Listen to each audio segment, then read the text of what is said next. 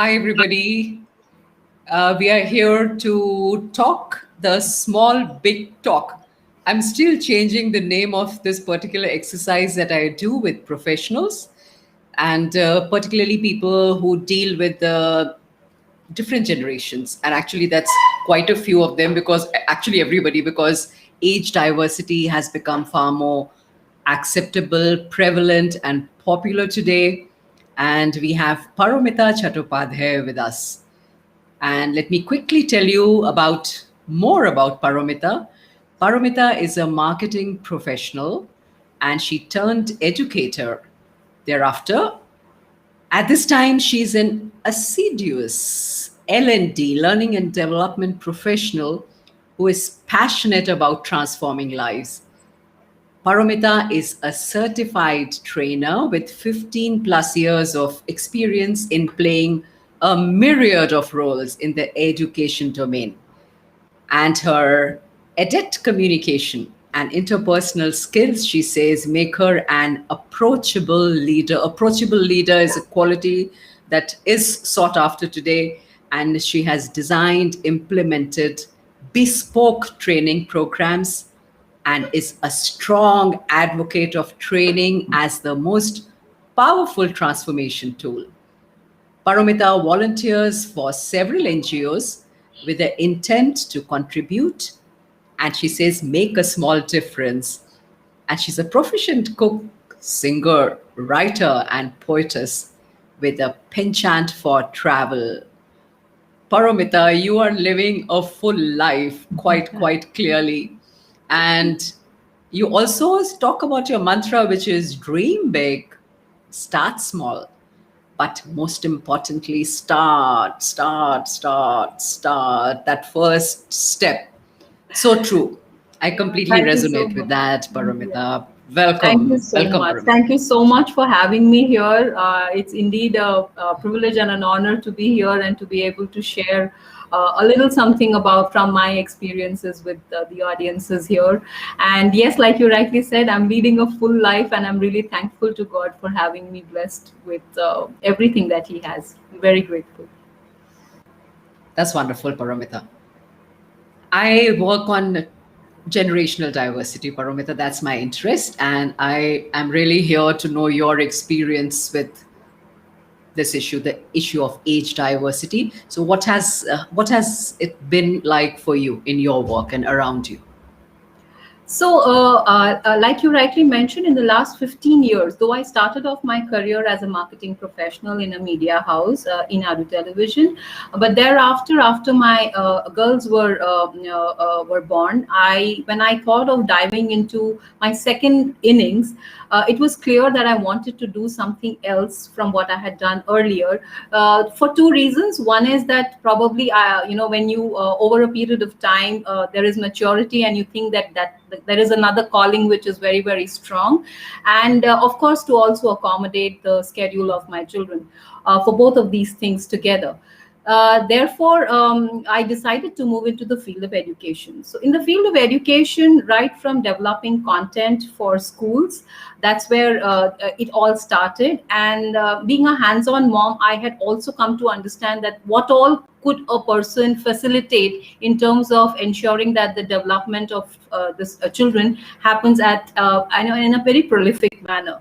So, taking a cue from that, I moved into the field of education, did content development. I was an educator, so I have taught from grades 2 to grade 10. So, in this, when you see that I was constantly dealing with the millennials and the Gen Z. And when you want to be a teacher or an educator who can create an impact for this generation, you really need to be in sync with what they think. Therefore, a lot of agility in your mind is required. You cannot have your conditioning very, very stringent and rigid. You should be more flexible. So I think when I was an educator and I was dealing with this vast age group of children, especially the adolescents, I think my horizon to a great extent widened in terms of acceptance. It could be something as small as the lingo. the way they speak to each other, everything is in a short form or in an acronym, and you would be left wondering what is it that they're trying to communicate. Age diversity and acceptance to that age diversity. Of course, in the team also we had people who had probably a 20-year experience vis-a-vis someone who was a fresh graduate and joining school, Hmm. so as a teacher. So they came in with a fresh perspective, whereas we had people who were from my generation, or probably even the boomers, who had a very traditional mindset in terms of what a teacher needs to do, in terms of what a teacher needs to do in class, and how decorum was the most important in class, and those kind of things.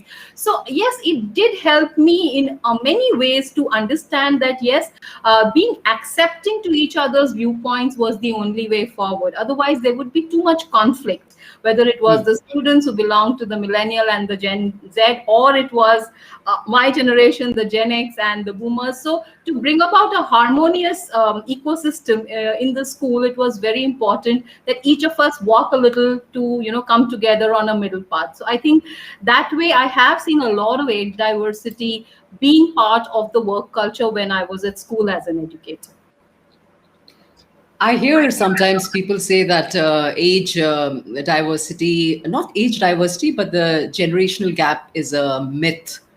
What do you think? Is it a myth or does it exist? Well, I would not defy it that it's a myth. It definitely exists. But like I told you, with the generation making that effort, I'm not just saying our generation, not just the Generation X. Each one of us is at our level, whether it's the millennials or the Gen Z or the generation before us, is making an effort to bridge this gap. So if we say that this gap is not there, I think it would not be the right statement. However, effort is being made at every level to try and bridge this gap as much as possible. So I would give you a very simple example. When pandemic struck and suddenly schools had to close down overnight, we as educators or trainers did not want the academic implementation or the training process to get stalled just because children could not come into schools or teachers could not come into schools. So we did not want that disruption to happen. Therefore, immediate training was required with the teachers as well as with the students to empower them to move to a virtual platform. And at that time, what I saw that the so-called generational gap in the start was pretty evident, because we had people who refused to teach in this new manner because they thought they were intimidated by this entire process. However, we realized that the students took to it much faster, obviously because they are very, very proficient with technology. And once the classes began, to our amazement, we had the students helping the teachers out with the tools as to, ma'am, could you switch on the whiteboard? You can go here and post a comment. You can upload your PPT. So that what we saw was great harvesting of energies.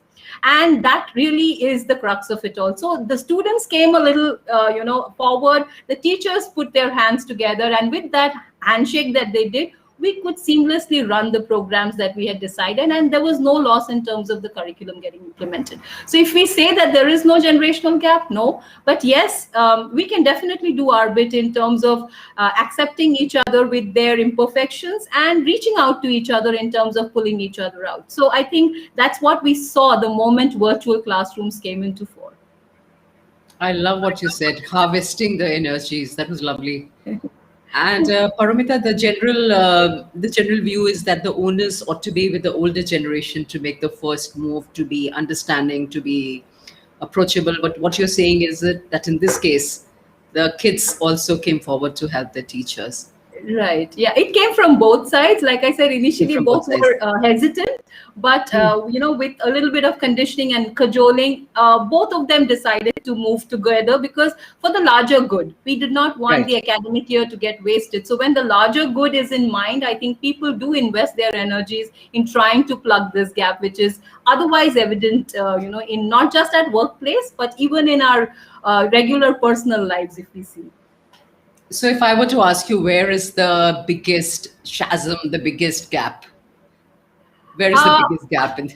I think in the education industry, like I said, it would be between the students of today, the millennials and the Gen Z, and the traditionalist teachers who have Hmm. been in the teaching profession for a very, very long time, and who believe that decorum, discipline are the key components of learning, and you cannot compromise on any of that. So that's a very large gap, and we can't expect it to get plugged overnight. So completely plugging that gap might not be possible very, very quickly. But yes, I also do very strongly believe that small steps can be taken. And I must mention here that it is not just between the educators and the tutors, or the educators and the students. It is also between educators of the earlier generation vis-a-vis educators of today. So educators of today don't mind being called by the first name. They're perfectly all right if Right. you call them by the first name, and they would respond to you just like anyone else. But we have the traditionalist teachers who still want to be referred to as a sir or a ma'am. And even if you call them as Miss Chattopadhyay or Mrs. Chattopadhyay, they take offense to it, because they are, kind of conditioned to hearing a ma'am or a miss or a madam for so many years. So that, Hmm. it's like a paradigm shift for them, wherein children have become more like, there is no that there's no platform which is given to the teacher, that you're sitting on a pedestal and we are students, and we are going to bow to you. That kind of system which we are used to in the Indian culture is slowly diffusing, and I think that is a major challenge. So but yes, we also look at it this way, that neither are they wrong, and nor are the younger generation right. So each one makes a little bit of an adjustment. So Hmm. if you do not like being called by the first name, if you are okay to be addressed with your miss or mister, I think that's also giving adequate respect. So we come to a common ground, and then we take it forward that way. So these are small things, but then they do make a huge impact in the entire work culture that is there around, and the Hmm. environment in which you want to thrive. So a school is a place where we want both the learners to thrive, because they are the citizens of tomorrow, but we also want the educators to really feel at home, and give it their very best, because they are shaping the future of tomorrow. So we do not want anyone to really be in a position where they feel compromised. Absolutely. There's also a school of thought that as these distances blur and merge and blend, there may also be a loss of respect because in a lot of other societies, in their schools, where there's this familiarity, or one generation is bending over backwards to be a friend and to accommodate and to keep the other happy, you have cases where parents are scared of their children, where teachers are just not being given any hearing, so they can't do any teaching. What Um, there have been those instances. That's a challenge. That you would call that a challenge, right?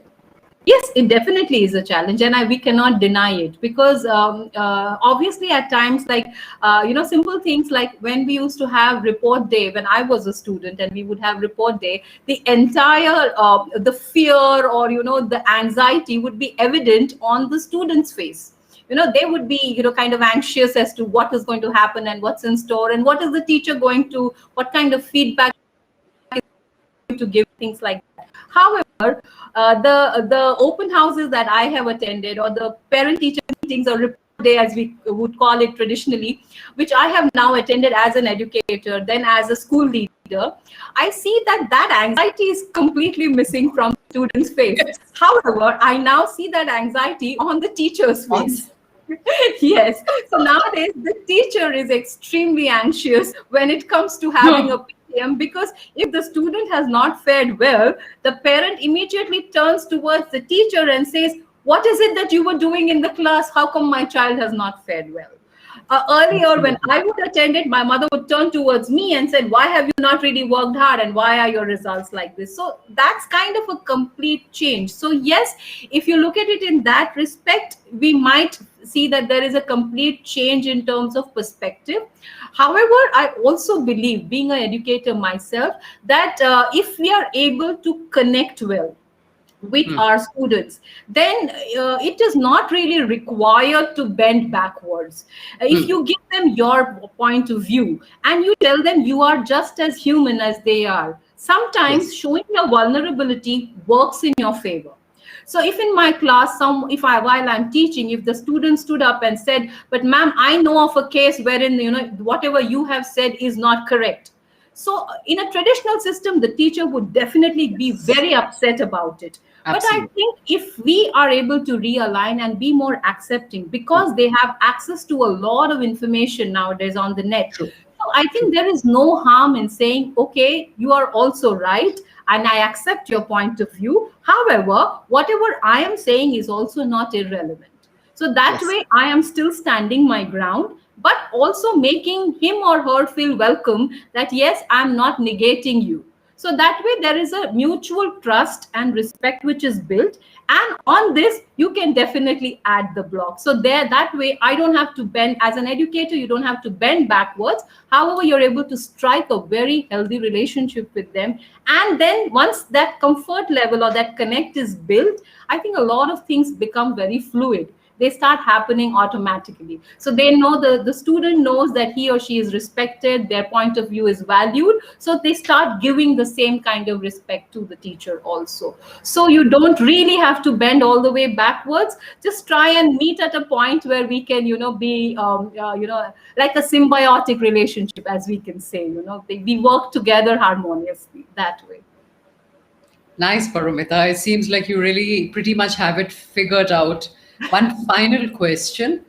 Around you, whenever you sense that communication between two people is maybe getting a little stalled because of a generational perspective, or they are operating from a place of assumptions, given their past experiences, is it addressed? Is this issue addressed? Does anybody talk about age diversity, or does anybody talk about the need to bridge that gap, or maybe explain, just talk about it so it gets normalized and at least mentioned, and give somebody else an idea that this can be viewed in a different way? Yeah, might not be so much at a larger level, wherein everybody is taken into, or everybody's consonances. There might not be at such a larger level, though I would really wish it does happen that way. However, if there is a problem, like you mentioned, if there is a problem between two individuals or more number of individuals, yes, it is addressed by the team leader in a manner so that we can resolve it amicably. Because if you do not have both parties as part of the communication, then one person's point of view, it becomes a one-sided or a lopsided point of view. So it is good to have both the parties sitting down together and trying and resolving this communication gap which is there. However, to answer your question, if it is addressed as a from the organization's point of view, maybe not as adequately as it would ideally should have been, but I'm sure everybody is they're taking small steps, and I'm sure with these small cumulative steps, we will be able to achieve the larger good, wherein it becomes a point of conversation and there is an acceptance that age diversity definitely exists everywhere, and we have to address it. It's as important a topic probably as curriculum implementation is in the field of education. Exactly. So those kind of things. So like how you have an NEP discussion which happens in every school, probably going ahead in this educator fraternity also, we will be addressing these kind of issues to a larger group, to ensure that everyone is sensitized to this and everyone makes their small contribution and takes small steps in achieving the harmony at a workplace. Absolutely, Paramita. That is a good note to end this on, harmony at the workplace, because there are issues of let's say education or work-life balance or technology. Around these three, there will be some kind of differences between generations, and Definitely. it's time, because with more and more generations working together, it's probably the time to start acknowledging these instead of either fighting or fleeing or flying. Yeah, Yes. I'm sure. I think communication is the key, Ms. Nirja. I completely agree that there is no problem that cannot be addressed if it is discussed.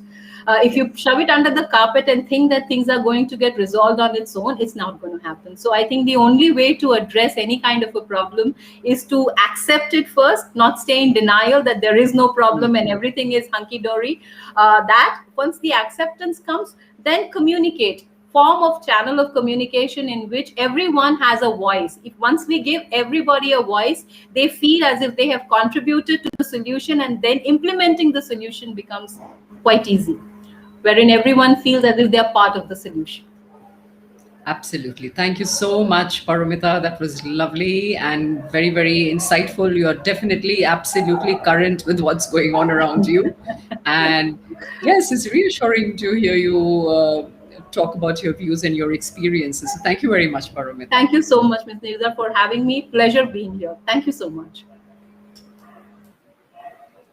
So that's all in this episode, and I'll be back next week talking to another professional on generational diversity. See you all. Bye bye.